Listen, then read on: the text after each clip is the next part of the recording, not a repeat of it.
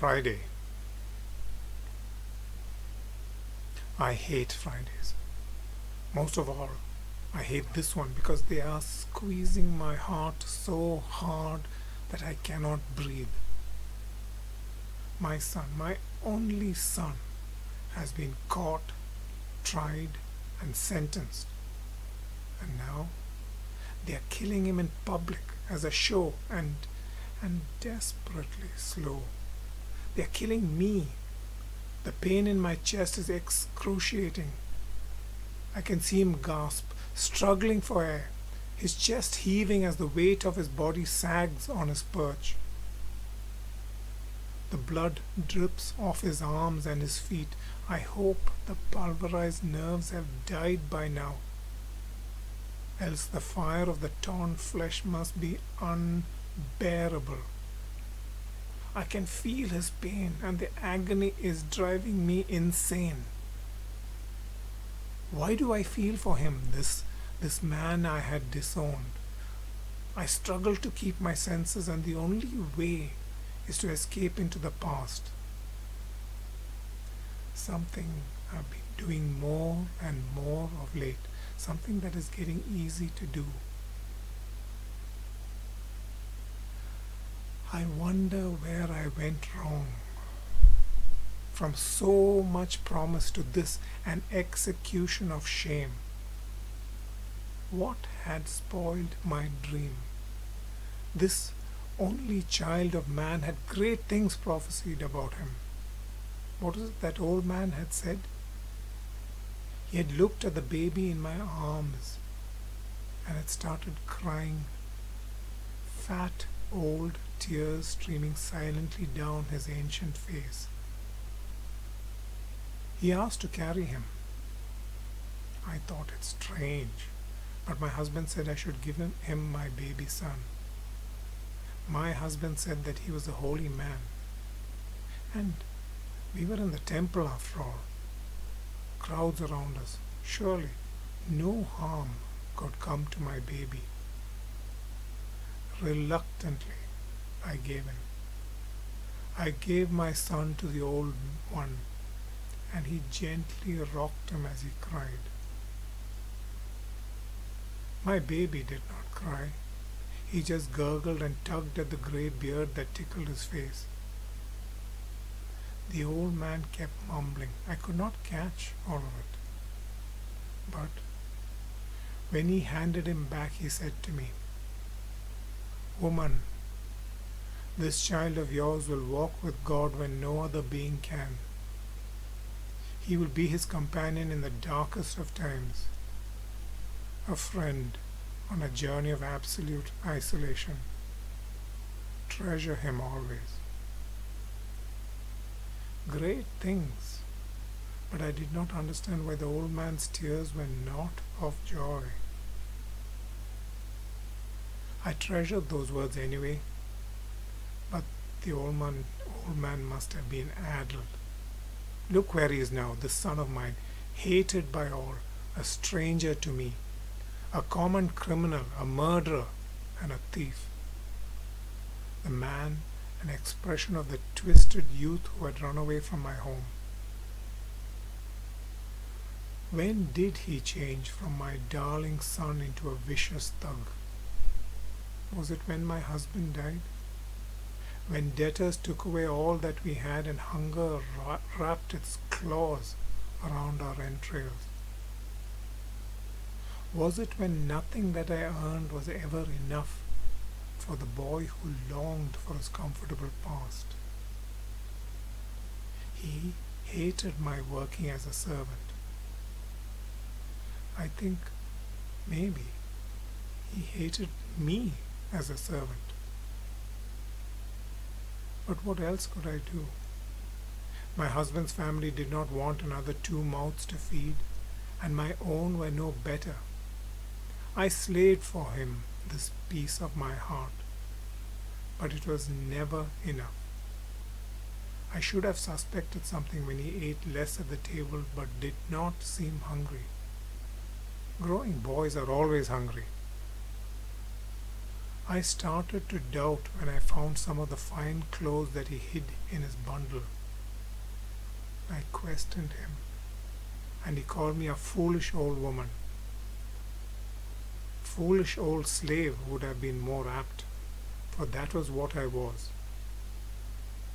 In my drudgery I wore away, while he seemed to go from strength to strength. Finally, one day, he told me of his job with a wealthy merchant, and I was so relieved that I kissed him. His eyes filled, this hard, handsome son of mine. But that was the last time I ever kissed him. I should have known, I should have at least guessed that his words were untrue.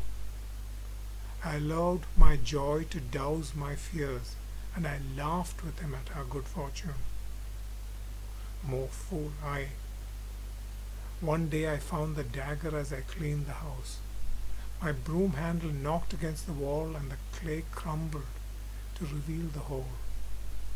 Gold coins, more than I had ever seen, and a bloody dagger. I had heard of the murders in the city. A merchant found in a shop with his throat slit, and a tax collector mutilated even in death. The shards of my broken pot fitted together, but the pot remained shattered. I confronted him that evening with questions he could not answer. He erupted into a terrible rage. I feared for my life when he grabbed the dagger, but something stopped him. I could not look at this flesh of mine, monster born of my womb. I swore at him. I disowned him. I broke the bond that ties a mother to her son. I had to push away the evil that I had given life to. He left home that night, and I have not seen him since. But I have heard of him and the things he has done. I think it is him they talk about, and my grief tortures my soul. The human heart can take only so much pain, and each vile deed pushed him further away. I forced myself to stop caring for him, even thinking of him. Finally, one day, I heard of another murder and did not feel pain or guilt or anything. That was when I realized that he was dead to me. But can a child ever be dead to a parent while they still live? I have learned otherwise. When I heard that he had been caught, I cried in terror of the punishment that was surely his due. I hurried to the court. When I heard his sentence, I cried aloud, thinking of the pain that lay in store for him, enough to make him beg for death. And now I am here, seeing him die and feeling my chest crack open. There are other women here, unfortunates like me, crying their hearts out for vile criminals like mine. What can we do? I hate my son, but I cannot stop loving him. How can the two exist together? If he were not in so much distress, I would add to it. But the horror of his punishment evaporates my rage, and I am left with dregs that contain only pain. An agonizing pain that would not exist if I did not still love this monster who is my son. Wait, he sees me. He looks at me, and that moment is impossibly precious. In the midst of this horror, he is my son once more, and I, his mother. I do not care what he has done. I would take his broken body down and care for it all my life. I do not care if he is a cripple who cannot move. I will feed him, clean him, care for him. Do not take him from me. Someone speaks and his gaze is broken. My moment is gone and I hate the filthy, despicable animal who has broken our communion. He's talking to that filth, almost shouting at him, and I pick up a stone to hurl. I look once more at my son, and he's no longer speaking to the first man. Instead, he has turned to the other, and there is a yearning in his eyes that chokes my throat. What could he be saying? I push at the crowd but cannot get past the ring of soldiers. I cannot take my eyes off my son, hoping, desperately hoping that he will look my way once again. But he does not. The second man says something to him and my son closes his eyes. When he opens them again, he is crying, grudging moisture from his scorched desert body. Why would the other hurt him so? In this time of mutual pain, why does one dying man use words to pierce another tortured man's heart? I clench the rock in my fist and raise my arm to throw. For the first time I look from my son to the man between, and my arm stops of its own accord.